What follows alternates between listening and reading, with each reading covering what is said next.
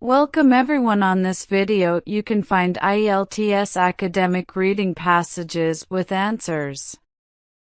Practice using these IELTS academic reading sample test papers and ace your exams. IELTS Academic Reading Test 1. Section 2. Read the text below and answer the questions online. You should spend about 20 minutes on questions 14 to 26, which are based on reading passage 2 below. Life lessons from villains, crooks, and gangsters. A notorious Mexican drug baron's audacious escape from prison in July doesn't, at first, appear to have much to teach corporate boards. But some in the business world suggest otherwise. Beyond the morally reprehensible side of criminals' work, some business gurus say organized crime syndicates, computer hackers, pirates, and others operating outside the law could teach legitimate corporations a thing or two about how to hustle and respond to rapid change. Far from encouraging illegality, these gurus argue that, in the same way big corporations sometimes emulate startups, business leaders could learn from the underworld about flexibility, innovation, and the ability to pivot quickly. There is a nimbleness to criminal organizations that legacy corporations, with large, complex layers of management, don't have, said Mark Goodman, head of the Future Crimes Institute and global cybercrime advisor.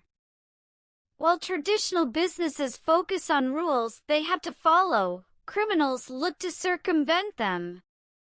For criminals, the sky is the limit, and that creates the opportunity to think much, much bigger. See, Joaquin Guzman, the head of the Mexican Sinaloa drug cartel, for instance, slipped out of his prison cell through a tiny hole in his shower that led to a mile-long tunnel fitted with lights and ventilation.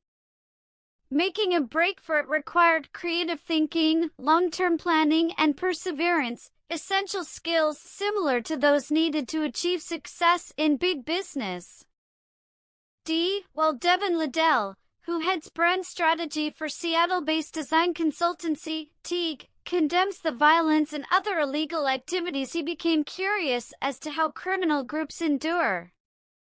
Some cartels stay in business despite multiple efforts by law enforcement on both sides of the U.S. border and millions of dollars from international agencies to shut them down.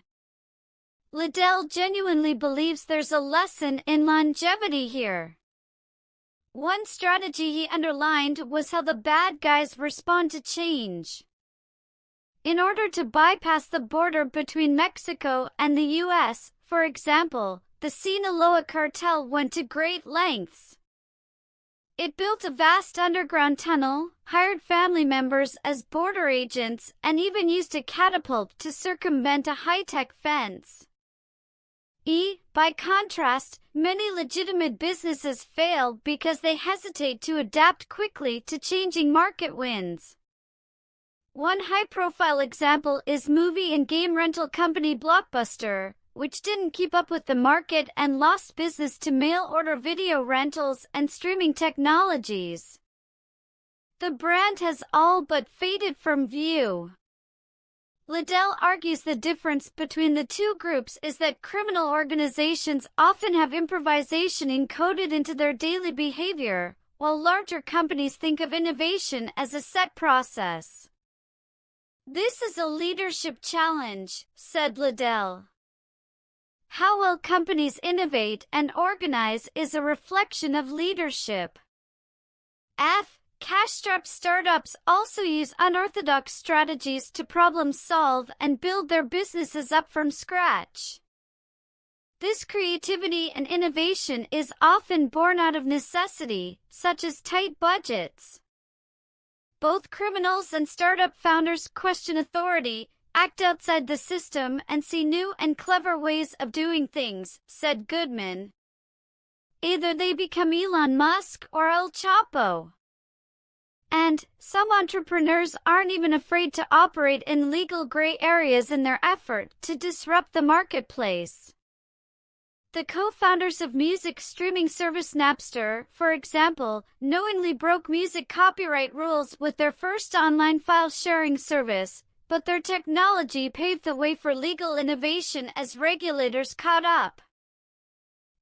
Goodman and others believe thinking hard about problem solving before worrying about restrictions could prevent established companies falling victim to rivals less constrained by tradition. In their book, The Misfit Economy, Alexa Clay and Kyra Maya Phillips examine how individuals can apply that mindset to become more innovative and entrepreneurial within corporate structures. They studied not just violent criminals like Somali pirates, but others who break the rules in order to find creative solutions to their business problems, such as people living in the slums of Mumbai or computer hackers.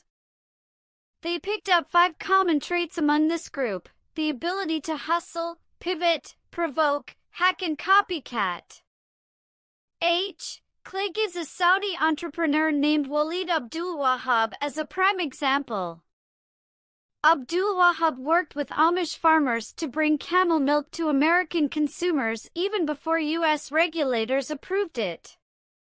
Through perseverance, he eventually found a network of Amish camel milk farmers and started selling the product via social media.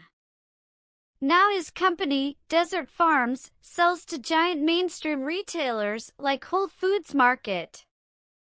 Those on the fringe don't always have the option of traditional, corporate jobs, and that forces them to think more creatively about how to make a living, Clay said. They must develop grit and resilience in order to last outside the cushy confines of cubicle life. In many cases, scarcity is the mother of invention, Clay said.